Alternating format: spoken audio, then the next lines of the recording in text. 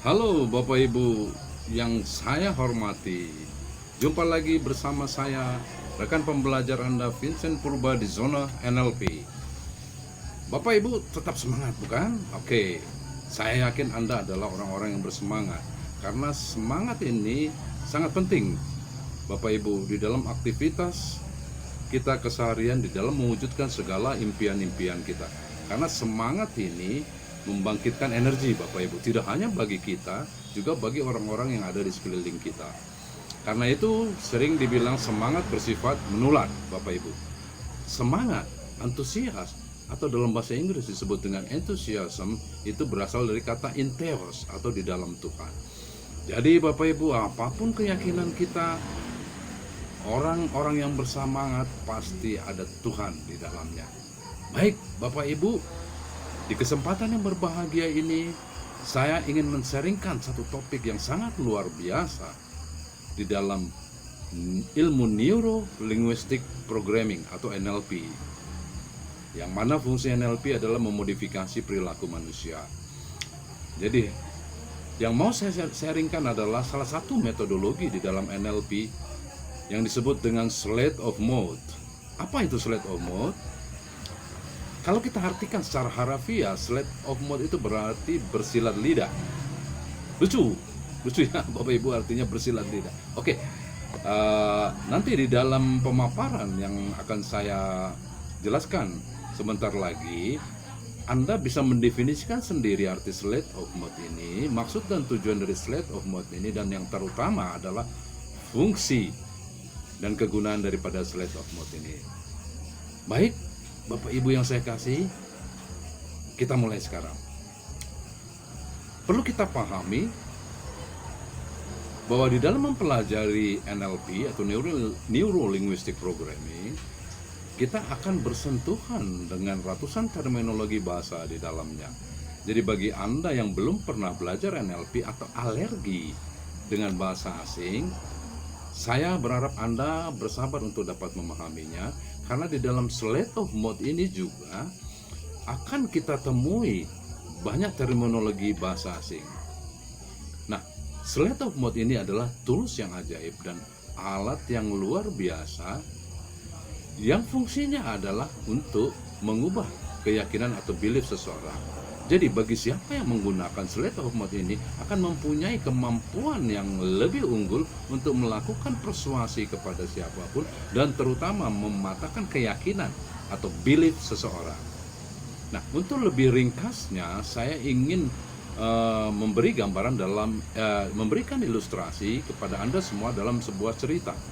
Karena dengan cerita saya yakin Anda lebih mudah mengerti, lebih mudah memaknainya, dan Anda bisa mengingatnya dalam jangka waktu yang lebih panjang lagi.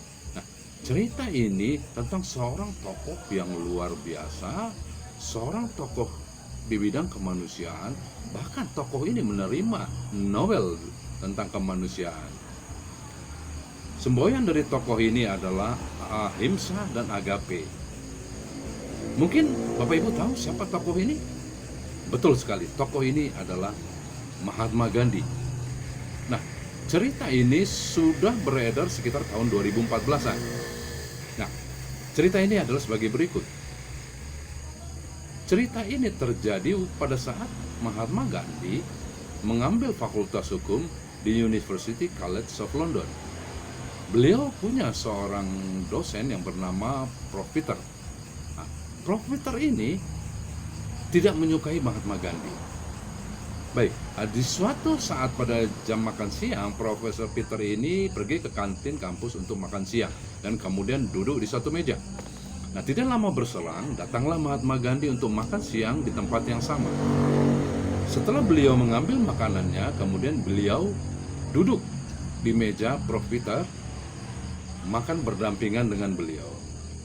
Nah, karena pada dasarnya Prof. Peter tidak menyukai Mahatma Gandhi, maka beliau katakan kepada Mahatma Gandhi, "Gandhi, tidakkah Anda tahu, tidak mungkin seekor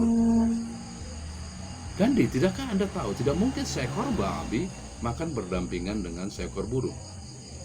Nah, Bapak Ibu, dengan santainya Mahatma Gandhi berkata kepada Prof. Peter, Baik, Profesor, saya akan segera terbang. Kemudian Mahatma Gandhi ngeloyor, pergi dari tempat duduknya, berpindah ke tempat duduk yang lain, ke meja lain untuk melanjutkan makan siang.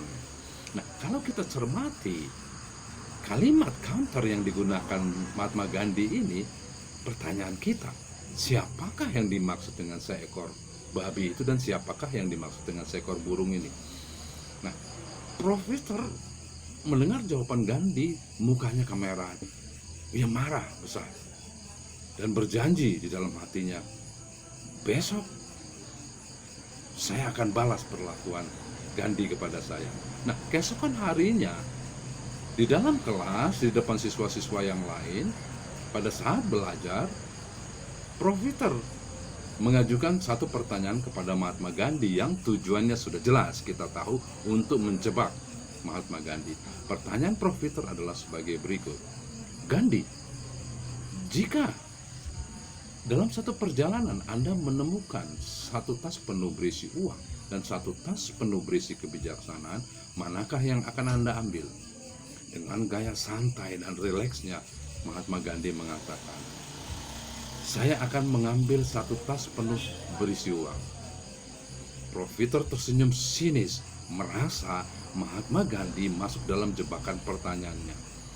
Kemudian Profesor melanjutkan dengan berkata, kalau saya akan mengambil tas yang berisi penuh uang. Kembali Mahatma Gandhi mengcounter dengan kalimat untuk mematahkan belief atau keyakinan Profesor ini dengan mengatakan, biasanya seseorang mengambil apa yang tidak dia miliki. Nah, luar biasa kalimat counter yang dilemparkan oleh Mahatma Gandhi ini. Jadi kalimat tersebut bertujuan untuk mematahkan belief atau keyakinan daripada Profesor Peter ini. Mendengar jawaban counter kalimat dari Mahatma Gandhi, semakin marahlah Profesor Peter ini kepada Mahatma Gandhi. Di lembar ujian Mahatma Gandhi, beliau tuliskan kata-kata idiot. Kemudian lembar ujian itu diberikan kepada Mahatma Gandhi. Mahatma Gandhi dengan tenang melihat lembar ujian itu, dan kemudian beliau maju ke depan menemui Profesor Peter dan mengatakan, Prof, Anda baru saja menandatangani lembar ujian saya, tetapi Anda belum memberikan nilai. Luar biasa, Bapak Ibu, counter kalimat dari pola slate of mouth yang digunakan oleh Mahatma Gandhi untuk mematahkan belief atau keyakinan daripada Profesor Peter ini. Menarik bukan cerita ini, Bapak Ibu? Nah, Bapak Ibu, untuk lebih memperjelasnya lagi, mengamplify lagi, memperkuatnya lagi, saya ingin memberikan satu contoh lagi dalam bentuk kalimat. Nah, kalimatnya adalah sebagai berikut. Jika ada seseorang yang mengatakan buku yang bagus adalah buku yang tebal. Nah, dengan pola slate of mouth kita bisa mengcounter kalimat yang kita yakini itu tidak memberdayakan.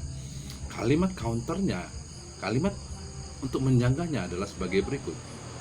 Banyak buku yang tebal tetapi pembahasannya mutar-mutar dan tidak jelas. Nah, jadi Bapak Ibu, dari dua hal yang saya sampaikan tadi, yang pertama adalah cerita tentang Mahatma Gandhi, kemudian yang kedua adalah yang baru saja saya sampaikan tentang contoh kalimat tadi, itu menunjukkan pola-pola di dalam slate of mouth ini. Ada 14 pola di dalam slate of mouth ini. Nah, apa saja pola-pola tersebut, Bapak Ibu? Saya harap Anda bersabar. Tunggu. Saatnya saya akan menjabarkan kepada Anda di akhir dari pembahasan kita nanti. Seperti ada orang bijak yang mengatakan, finish what you have started. Selesaikanlah apa yang telah Anda mulai.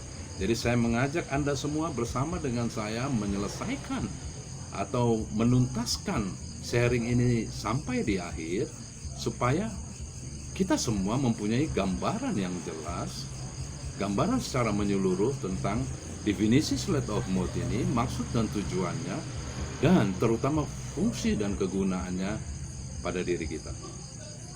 Baik, jika ada seseorang yang mempertahankan keyakinan atau belief yang tidak memberdayakan, maka kita bisa menggunakan pola ini untuk membongkar belief atau keyakinannya dan mengubahnya menjadi keyakinan atau belief yang memberdayakan, yang secara otomatis akan mengubah perilakunya. Atau jika Bapak Ibu sedang menghadapi komentar-komentar yang melemahkan, yang merendahkan, atau mungkin sedang menghadapi hambatan di dalam kehidupan, Anda bisa menggunakan juga pola slate of mouth ini untuk mematahkan argumen dan mengubah belief atau keyakinan tersebut menjadi lebih berdaya lagi. Nah, Bapak Ibu yang saya kasih, yang saya hormati, jadi slate of mouth ini selain efektif kita gunakan untuk mengubah belief atau keyakinan orang lain, juga efektif kalau kita gunakan untuk mengubah belief atau keyakinan diri kita sendiri yang tidak memberdayakan. Saran saya adalah gunakanlah slate of mouth ini untuk diri kita dahulu dan kemudian untuk orang lain. Nah, Bapak Ibu, mungkin sampai penjelasan sharing saya sampai saat ini, sedikit banyak Anda sudah memiliki gambaran tentang slate of mouth ini. Sebelum kita membahas penjelasan lebih lanjut, saya ingin flashback sebentar supaya Bapak Ibu mengerti tentang sejarah ringkas daripada slate of mouth ini. Jadi, slate of mouth ini dirumuskan oleh seorang yang jenius yang bernama Robert Dills. Beliau merupakan salah satu developer di dalam NLP yang telah begitu banyak berkontribusi di dalam mengembangkan NLP. Banyak orang menyebutnya dengan istilah, atau banyak orang mengenalnya dengan istilah systemic NLP.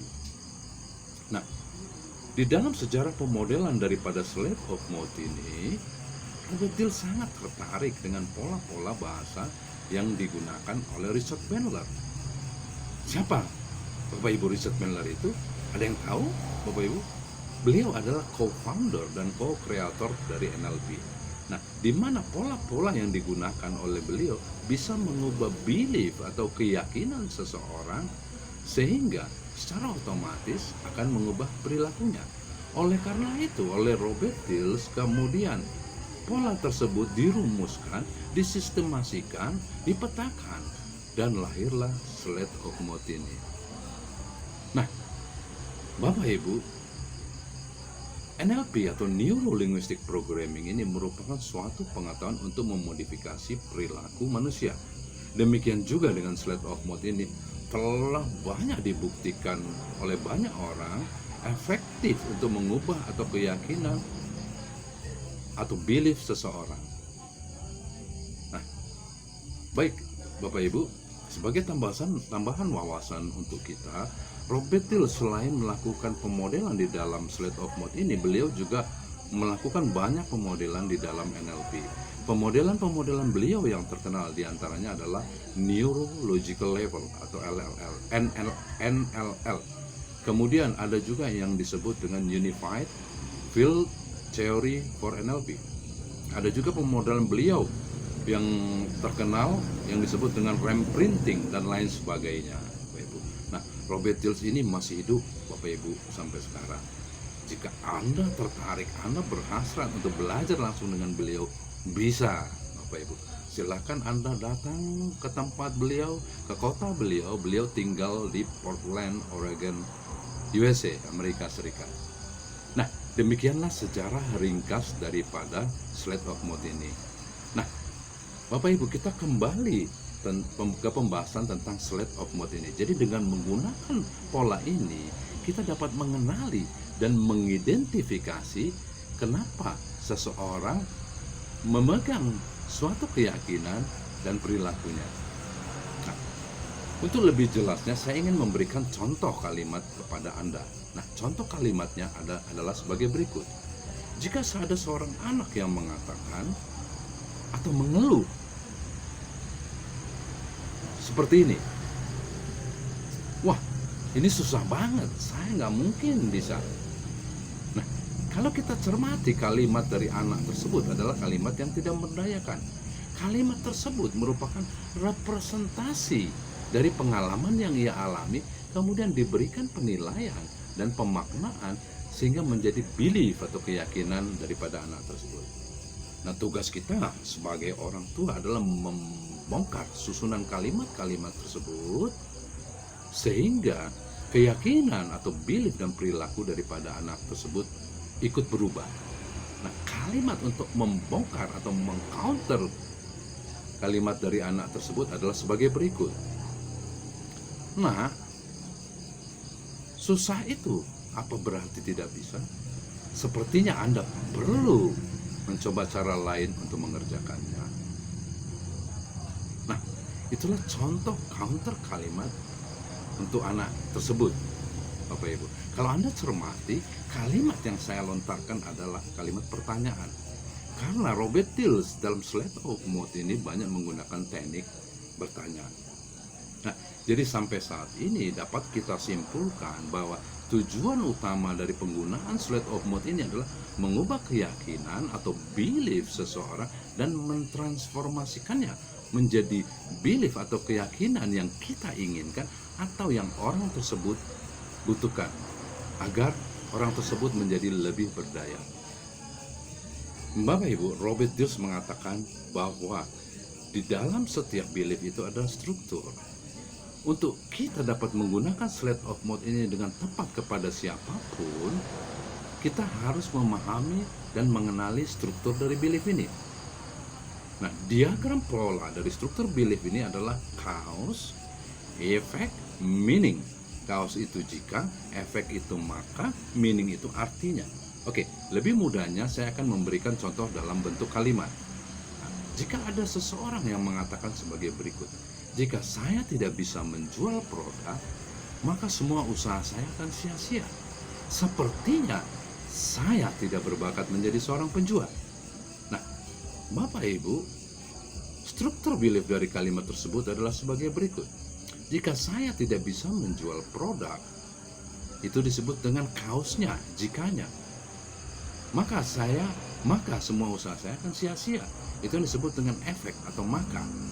Sepertinya saya tidak berbakat menjadi seorang penjual. Itu yang disebut dengan meaningnya. Jadi Bapak Ibu sudah bisa mempunyai gambaran ya tentang struktur dari belief ini. Dengan pola ini kita bisa mengenali keyakinan atau belief seseorang dan memahami struktur beliefnya tersebut.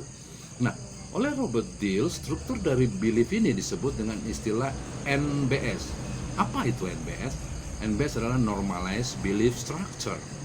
Nah, NBS atau Normalized Belief Structure ini merupakan hal-hal yang paling mendasar bagi kita untuk mengenali dan mengidentifikasi belief atau keyakinan seseorang dari kata-kata yang diucapkannya.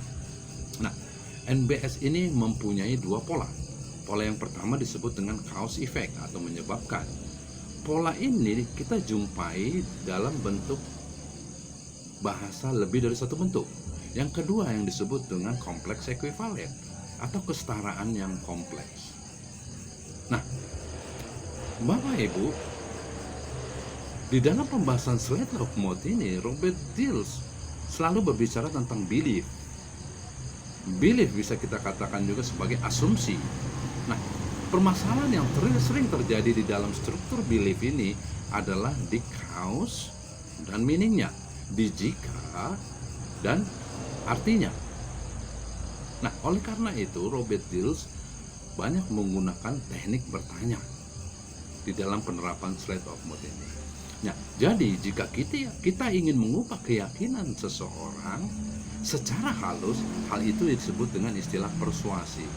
Nah, Slate of Mode ini adalah senjata persuasi yang efektif untuk menghancurkan, untuk mematahkan, untuk mengubah belief atau keyakinan seseorang. Jadi dapat kita simpulkan secara keseluruhan bahwa Slate of Mode ini sangat efektif untuk menghancurkan limiting belief seseorang. Apa itu limiting belief? Limiting belief adalah keyakinan atau belief yang tidak memberdayakan dan melemahkan.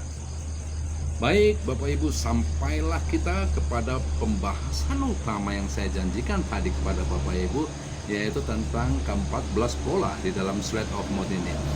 Di dalam mempraktekannya nanti, untuk penilaian dan penggunaannya, kembali kepada siapa yang menggunakannya, karena setiap pola ini mempunyai dampak yang berbeda-beda. Nah, jadi Andalah yang nanti akan tahu secara persis mana pola yang cocok, mana pola yang tepat untuk orang-orang tertentu yang Anda hadapi dan pada satu situasi tertentu. Nah, ke-14 pola di dalam Slate of Mode ini adalah yang pertama yang disebut dengan intention, yaitu mencari maksud positif dari belief. Nah, pola ini berfokus untuk membongkar alasan, tujuan atau maksud yang tersembunyi dari keyakinan atau belief yang dimiliki oleh seseorang. Karena seringkali maksud yang tersembunyi inilah yang biasanya membuat seseorang itu susah untuk berubah dan juga diubah. Nah, dan bisa jadi ia memegang keyakinan tersebut karena mendapatkan keuntungan yang tersembunyi atau sering disebut dengan secondary gain tanpa orang tersebut sadari. Pola yang kedua yang disebut dengan redefining atau mendefinisikan kembali struktur belief. Pola ini bertujuan untuk mendefinisikan ulang apa yang menjadi keyakinan atau belief seseorang, baik dalam sebab atau cause maupun dalam akibat atau efek. Pola ketiga yang kita sebut dengan consequence, menyampaikan konsekuensi dari belief. Ketika seseorang memegang teguh suatu keyakinan, seringkali ada blind spot atas konsekuensi yang bisa terjadi, baik pada dirinya maupun pada orang-orang yang ada di sekitarnya. Jadi tujuan dari penggunaan pola ini adalah untuk membuat seseorang dapat melihat blind spot itu. Untuk seseorang ini dapat melihat blind spot tersebut dan memikirkan kembali konsekuensi dari keyakinan atau belief yang ia pegang. Nah, yang keempat disebut dengan chunk down atau menjabarkan lebih detail. Nah, ketika suatu keyakinan atau belief dipertanyakan lebih detail, maka hal ini akan berdampak teruraikannya nilai-nilai yang tersembunyi dan dapat mengubah keyakinan atau belief yang ada. Yang kelima yang disebut dengan chunk up atau menjabarkan ke atas atau ke tingkat yang lebih tinggi lagi. Nah, maksudnya adalah dengan mengajukan pertanyaan yang mengarah pada suatu tataran keyakinan yang lebih tinggi lagi, dapat memunculkan nilai-nilai baru yang berpotensi mengubah keyakinan atau belief yang lama. Nah, yang keenam yang disebut dengan analogi atau metafor, yaitu dengan menyampaikan perumpamaan. Nah, analogi atau metafor ini merupakan salah satu pola yang sering digunakan oleh kebanyakan orang tanpa disadari. Pola ini dapat mengubah keyakinan atau belief seseorang. Ciri khas dari pola ini yaitu menggunakan cerita. Seperti tadi saya contohkan kepada Bapak Ibu di awal, cerita tentang Mahatma Gandhi bisa juga berupa kisah ataupun perumpamaan-perumpamaan. Dan dapat dikatakan pola ini cukup halus atau smoother untuk digunakan untuk mengubah keyakinan atau belief dari seseorang. Yang ketujuh yang kita sebut dengan change frame size, mengubah ukuran frame-nya. Nah, pola ini ditujukan untuk mengubah ukuran bingkai keyakinan atau belief yang dimiliki oleh seseorang. Ketika ukuran bingkai itu diubah, maka nilai-nilai yang berada dalam suatu keyakinan akan ikut berubah juga, yang akhirnya berakibat berubah pula keyakinan atau belief pada diri seseorang tersebut. Nah, ada 3 frame yang bisa diubah. Yang pertama disebut dengan time frame, yaitu dari sisi waktunya. Yang kedua disebut dengan people frame, dari sisi manusianya. Yang ketiga disebut dengan perspective frame, dari sisi perspektif atau sudut pandangnya. Jadi, dengan menggunakan pola ini, kita dapat mengenali keyakinan atau belief seseorang dan memahami struktur daripada belief tersebut. Nah, yang kedelapan disebut dengan another outcome, menyampaikan atau menawarkan outcome lain di balik belief. Keyakinan yang dipegang oleh seseorang akan mengantarkannya pada satu tujuan tertentu, dan menggunakan pola ini Anda dapat mengganggu tujuan dan keyakinan yang dipegang oleh seseorang, sehingga tujuan dari keyakinan tersebut dapat ikut berubah. Yang kesembilan disebut dengan model of the world, menawarkan belief dari model yang lain. Pola ini bertujuan untuk mengevaluasi ulang model dunia seseorang yang mempengaruhi terbentuknya suatu keyakinan atau belief yang ia pegang. Selain itu, pola ini bertujuan membenturkan Bapak Ibu antara model dunia yang ia miliki dengan model dunia yang dimiliki oleh orang lain. Dengan kata lain, pola ini ditujuan untuk mengklarifikasi suatu keyakinan atau belief yang dianggap benar oleh seseorang, apakah juga dianggap benar oleh orang yang lainnya. Nah, ketika dua model dunia tersebut dibenturkan, maka akan terjadi proses berpikir yang akan mempengaruhi perubahan nilai-nilai dan keyakinan atau belief seseorang yang ia pegang, yang pada akhirnya keyakinannya pun akan juga ikut berubah. Nah, yang ke-10 disebut dengan reality strategy, yaitu mengklarifikasi secara nyata. Di saat seseorang mempunyai keyakinan atau belief akan suatu hal, seringkali hal tersebut menjadi kebenaran di dalam dirinya, Bapak Ibu. Namun, dengan menggunakan pola reality strategy ini, seseorang akan diberikan pertanyaan tentang bagaimana ia tahu bahwa keyakinan yang ia pegang adalah keyakinan yang benar. Yang ke-11 disebut dengan counter example, menyampaikan contoh kuat untuk menyangkal belief tersebut. Pola ini bertujuan untuk memberikan sebuah contoh lain yang berlawanan dengan keyakinan yang ia pegang. Yang ke-12 disebut dengan hierarchy of criteria, yaitu menyampaikan kriteria-kriteria lain yang lebih penting. Tujuan dari penggunaan pola ini yaitu menguraikan kriteria atau nilai-nilai yang ada di dalam keyakinan atau belief yang dimiliki oleh seseorang, karena selalu ada kriteria atau nilai-nilai yang dianggap paling penting oleh seseorang yang membuat hal tersebut menjadi keyakinannya. Di dalam pola hierarchy of kriteria ini lebih cenderung berupa pertanyaan, Bapak Ibu. Dan yang ke-13 adalah apply to self, mempertanyakan relevansi dari belief. Pola ini bertujuan untuk membalikkan faktor, akibat, dan sebab. Jadi untuk dapat menghasilkan perubahan keyakinan atau belief pada diri seseorang, yang diubah yaitu frase sebabnya dan frasa akibatnya. Dan yang terakhir, last but not the least, yang ke-14 yang disebut dengan metaframe. Metaframe ini adalah memberikan alasan atau belief lain di balik belief. Pola ini ditujuan untuk mengevaluasi ulang dari sebuah keyakinan atau belief yang dipegang oleh seseorang. Dapat dikatakan juga pola ini digunakan untuk menyerang keyakinan seseorang secara langsung.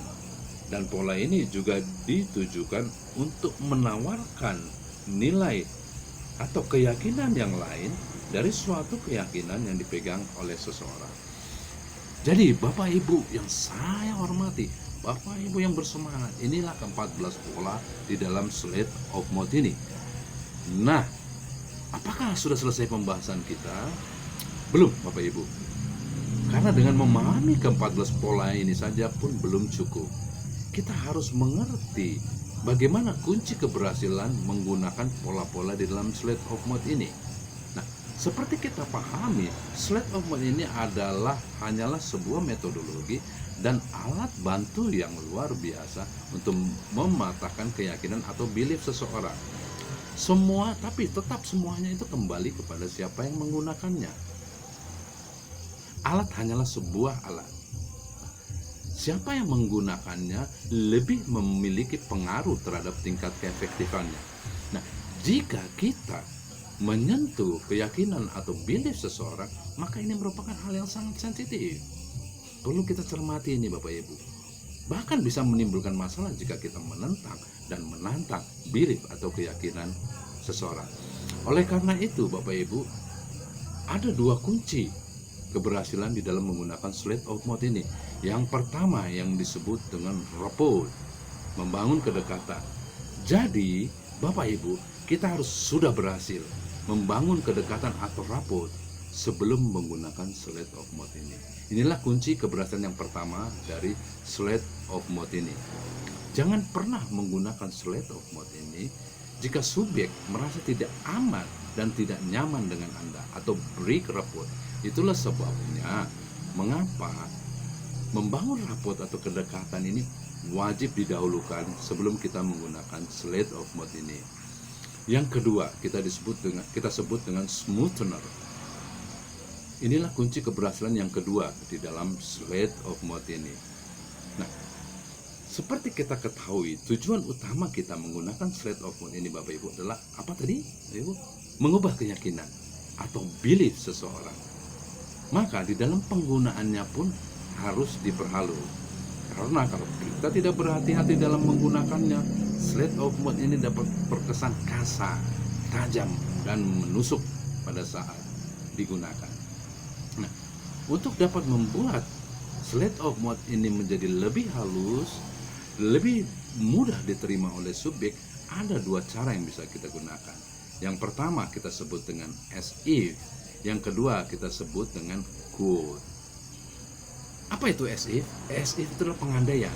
Kita memberi pengandaian yang sesuai. Quote itu adalah kutipan. Jadi kita bisa mengutip dari tokoh-tokoh terkenal, orang-orang bijak, public figure, panutan atau role model kita, atau dari diri kita sendiri yang bertujuan untuk menguraikan dan mengubah keyakinan atau belief seseorang menjadi lebih memberdayakan. Jadi Bapak Ibu yang berbahagia, pada kesempatan kali ini sampailah kita tidak terasa di ujung pembahasan kita tentang slate of mouth ini. Jadi dari sini saya yakin Bapak Ibu sudah memiliki gambaran tentang apa itu definisi slate of mouth, maksud dan tujuan slate of mouth ini, terutama fungsi dan kegunaannya, Bapak Ibu. Karena kita ini makhluk sosial, apapun profesi kita, apapun pekerjaan kita, setiap hari kita akan berkomunikasi dengan orang lain. Banyak komunikasi yang kita temui yang tidak memberdayakan. Nah, gunakanlah slate of mouth ini untuk mematahkan dan mengubah keyakinan atau belief seseorang tersebut. Nah, Bapak Ibu, saya ingin menyimpulkan slate of mouth ini hanya dengan satu kalimat. Kalimatnya adalah sebagai berikut. Slate of mouth, the magic of conversational belief change. Slate of mouth adalah percakapan atau tools yang ajaib untuk mengubah keyakinan atau belief seseorang. Jadi, Bapak Ibu, selamat menyelami dan mempelajari slate of mouth ini. Gunakanlah secara bijak. Sebelum saya mengakhiri sharing pada kesempatan kali ini, sebelum saya mengakhiri pembelajaran bersama kita, saya ingin mengutip satu quote yang luar biasa dari seorang pelatih yang luar biasa, coach yang luar biasa, coach yang sangat memberdayakan. Beliau adalah Vince Lombardi. Beliau katakan, practice doesn't make perfect, only perfect practice make perfect.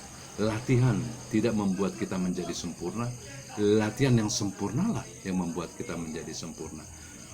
Selamat berlatih dengan sempurna untuk mencapai kesempurnaan. Tetap semangat, Bapak Ibu. Jangan pernah menyerah. Never give up. Where there is a will, there is a way. Di mana ada kemauan, di situ pasti ada jalan. Sampai jumpa lagi dengan saya, rekan pembelajar Anda, Vincent Purba, di zona NLP berikutnya. Salam dahsyat luar biasa.